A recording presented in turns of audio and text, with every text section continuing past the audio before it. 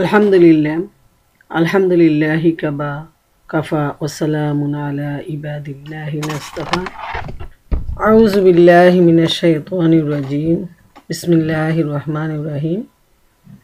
আমার আজকের এই সমাবেশের মা ও বোনেরা, আসসালামু আলাইকুম ওয়া রাহমাতুল্লাহি ওয়া বারাকাতুহু। আজকে আমি আপনাদের সামনে নামাজের গুরুত্ব এ নিয়ে সংক্ষেপে কিছু আলোচনা রাখার চেষ্টা করব ইনশাআল্লাহ তাআলা। ওমা তৌফিকি ইল্লা বিল্লাহ। ইসলামের 5টি পিলারের মধ্যে নামাজ হচ্ছে অন্যতম গুরুত্বপূর্ণ পিলার। ঈমান আনয়নের সাথেই নামাজ আদায়ের তাগিদ দেয়া হয়েছে। এ সম্পর্কে নবী করিম সাল্লাল্লাহু আলাইহি ওয়াসাল্লামের একটি হাদিস উল্লেখ করা যায়। নবী করিম সাল্লাল্লাহু আলাইহি ওয়াসাল্লাম যখন মুয়াজ বিন জাবালকে ইয়েমেনের গভর্নর নিযুক্ত করে সেখানে তাকে পাঠান, তখন শেষ যাত্রাকালে তিনি যখন তাকে বিদায় দেন, ঠিক সে সময় তিনি তাকে বলেন, হে মুয়াজ, তুমি মানুষদেরকে ঈমানের দাওয়াত দেবে, আল্লাহর দিকে আহ্বান করবে। লোকজন যখন ঈমান গ্রহণ করবে তখন তোমার দায়িত্ব হলো প্রথমে তাকে নামাজের দাওয়াত দেয়া। ঈমান আনয়নের সাথে সাথেই একজন ঈমানদারের উপর নামাজ ফরজ বা অবশ্য কর্তব্য।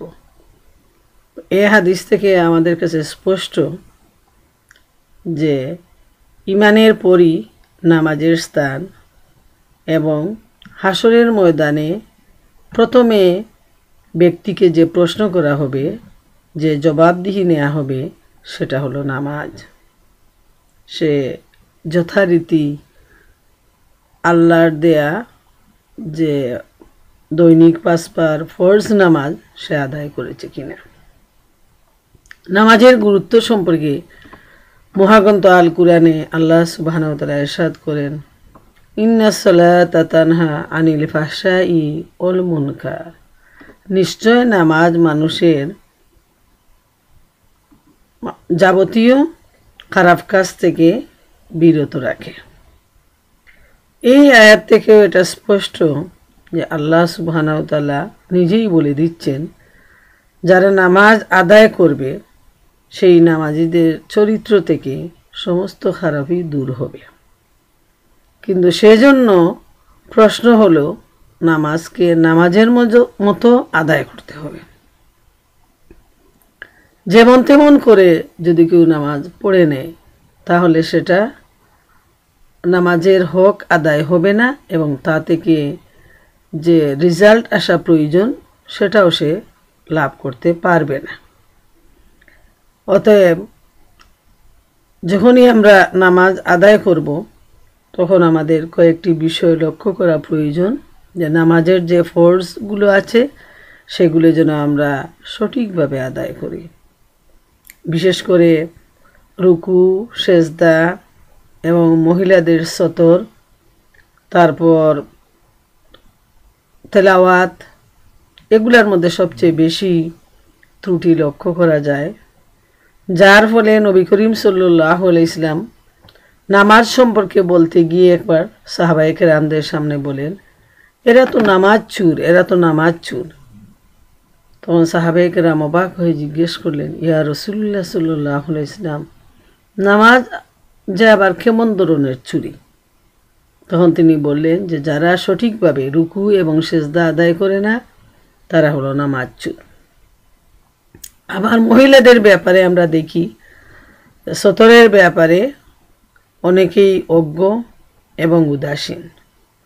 তাই হাত কনি পর্যন্ত বের হয়ে যায়, চুল বের হয়ে যায়, এবং এত পাতলা কাপড় পরে অনেকেই নামাজ পড়েন যে সতরের ভিতরের অংশটাও বাইরে থেকে দেখা যায়।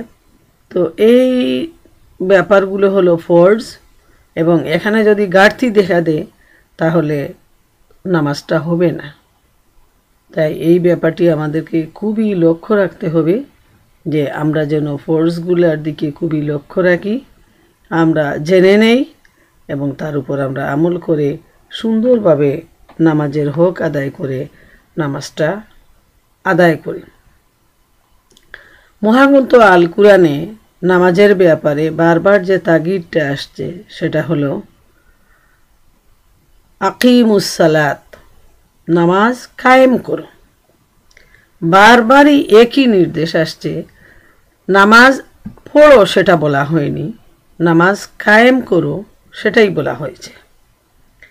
এই পড়া এবং কায়েমের মধ্যে অনেক পার্থক্য। যেমন কেউ যদি নামাজটা যেমন তেমন করে পড়ে নেয়, সেটা পড়া হয়ে গেল, কিন্তু কায়েম হলো না। কায়েমটা হলো এস্টাবলিশড করা, প্রতিষ্ঠিত করা। ব্যক্তিগত জীবনে তখনই নামাজ কায়েম হবে যখন একজন মানুষ সে 5 ওয়াক্ত নামাজ ফরজ আদায়ের সাথে সাথে অত্যন্ত সুন্দরভাবে বিনয়ের সাথে যে নামাজটা আদায় করবে। সে মনে করবে যে আল্লাহ সুবহানাহু ওয়া তাআলা তাকে দেখতেছেন। এই ধরনের মন মানসিকতা নিয়ে সে খুজুর সাথে যখন নামাজ আদায় করবে, তখনই সেটা হবে তার নামাজ আদায় বা কায়েম। পারিবারিক জীবনে তখনই কায়েম হবে যখন পরিবারের সদস্যদের নিয়ে সবাই সঠিকভাবে নামাজ আদায় করবে।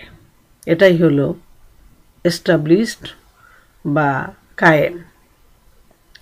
এরপর আমরা দেখি যে নামাজের ব্যাপারে আল্লাহ রাব্বুল আলামিন কুরআনে বারবার নির্দেশ দিয়েছেন কিভাবে নামাজ আদায় করতে হবে। যেমন সূরা মুমিনুনে আল্লাহ সুবহানাহু ওয়া তাআলা ইরশাদ করেন, বিসমিল্লাহির রহমানির রহিম, কাদ আফলাহাল মুমিনুন আল্লাযীনা হুম ফি সালাতিহিম খাশিউন।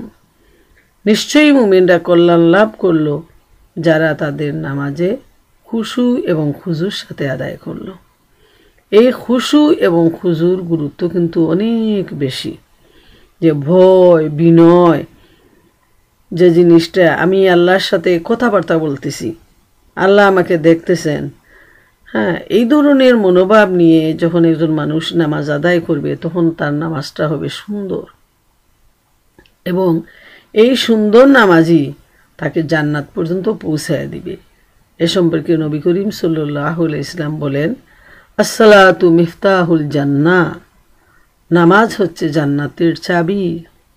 অতএব নামাজ যে এত শ্রেষ্ঠ ইবাদত, এই ইবাদতটাকে যত বেশি সুন্দরভাবে হক আদায়ের মাধ্যমে আমরা আদায় করব, তখনই এই নামাজ দিয়ে আমরা জান্নাতের কি তৈরি করতে পারব। সুবহানাল্লাহু তাআলা। তাইলে নামাজের ব্যাপারে বলতে গেলে প্রথমেই যে জিনিসটা লক্ষ্য রাখা প্রয়োজন, যে অন্যান্য সমস্ত ইবাদতের মধ্যে এক একটা দিক রয়েছে, কিন্তু নামাজটা হলো এমন একটা ইবাদত যে সারা সৃষ্টি জগতের সমন্বয়ে আল্লাহ সুবহানাহু ওয়া তাআলা আশরাফুল মখলুকাত, এই সৃষ্টির সেরা মানুষকে এত সুন্দর ইবাদতের পদ্ধতি দিয়েছেন। যেমন একটা এক্সাম্পল বললেই সেটা সবার কাছে ক্লিয়ার হয়ে যাবে যে এ পৃথিবীর প্রতিটা সৃষ্টি 3টা অবস্থায় রয়েছে।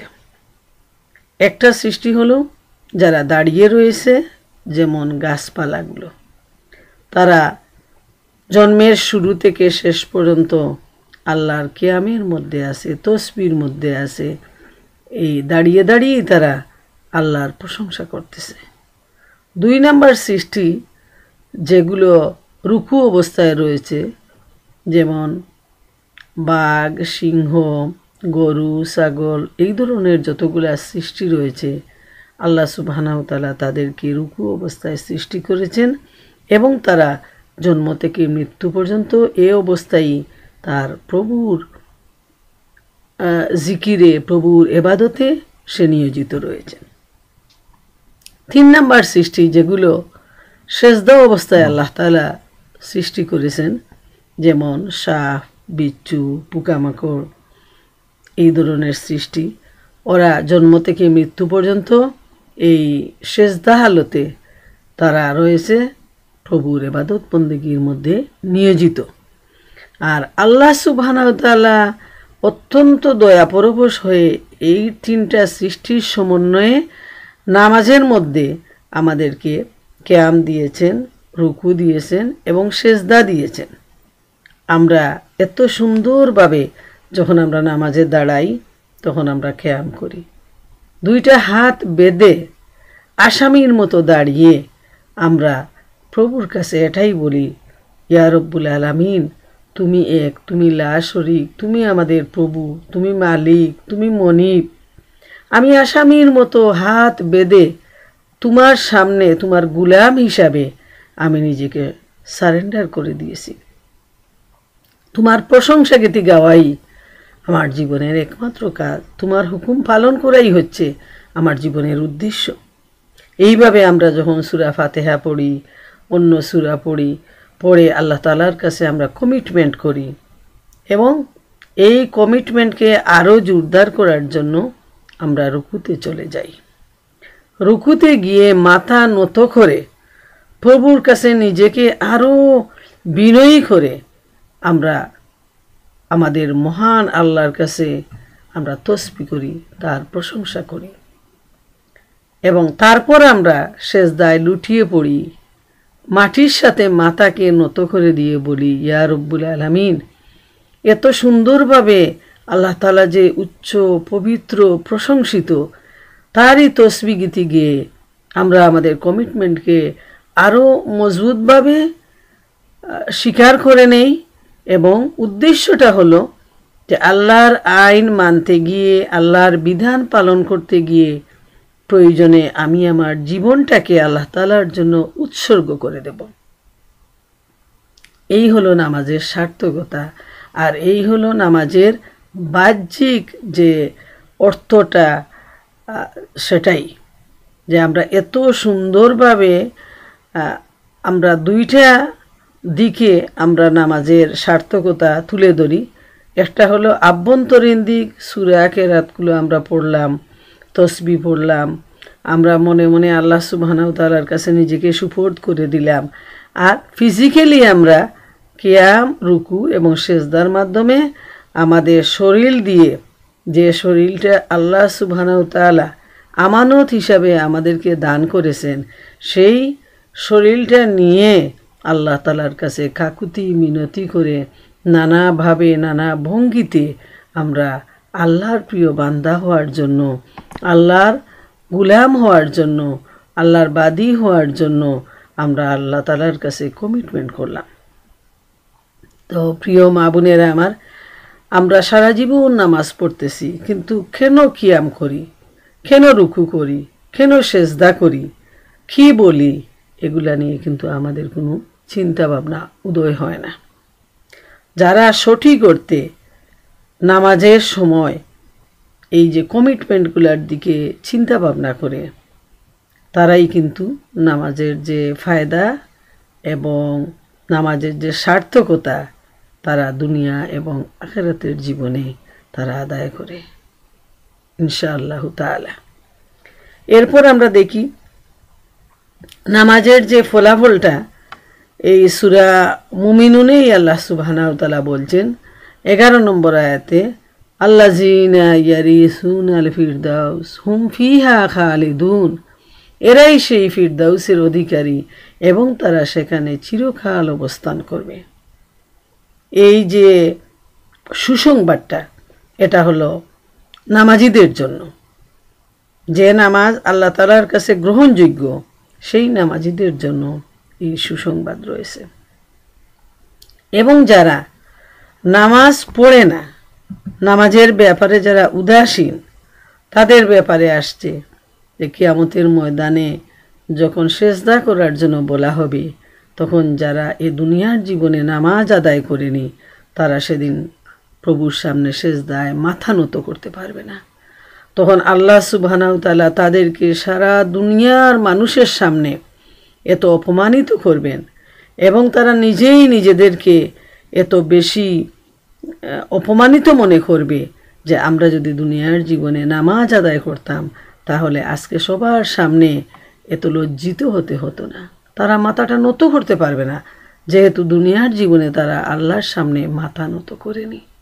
অতএব দুর্ভাগ্য তাদের জন্য যারা আল্লাহ রব্বুল আলামিনের দেয়া এত নিয়ামত, জীবনের শুরু থেকে শেষ পর্যন্ত তারা লাভ করল। এত রহমত, এত বরকত নিয়ে জীবনে অনেক আনন্দ, অনেক তামাশা, অনেক কিছু করে গেল, কিন্তু যে আল্লাহ রব্বুল আলামিন তাদেরকে এত নিয়ামত দিয়ে ধন্য করেছেন, সেই আল্লাহকেই তারা চিনল না। অতএব প্রিয় মা বোনেরা আমার, আমি কয়েকটা পর্যায়ে নামাজের আলোচনা করব ইনশাআল্লাহ তাআলা, 3-4টা সিটিংয়ে। তো আজকে এই পর্যন্তই থাক।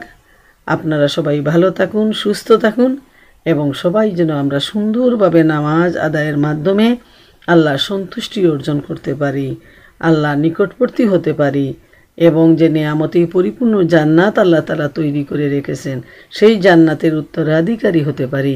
আল্লাহ সুবহানাহু ওয়া তাআলা আমাদের সবাইকে কবুল করুন। ওয়া আখিরু দাওয়ানা আনিল হামদুলিল্লাহি রাব্বিল আলামিন। আসসালামু আলাইকুম ওয়া রাহমাতুল্লাহি ওয়া বারাকাতুহু।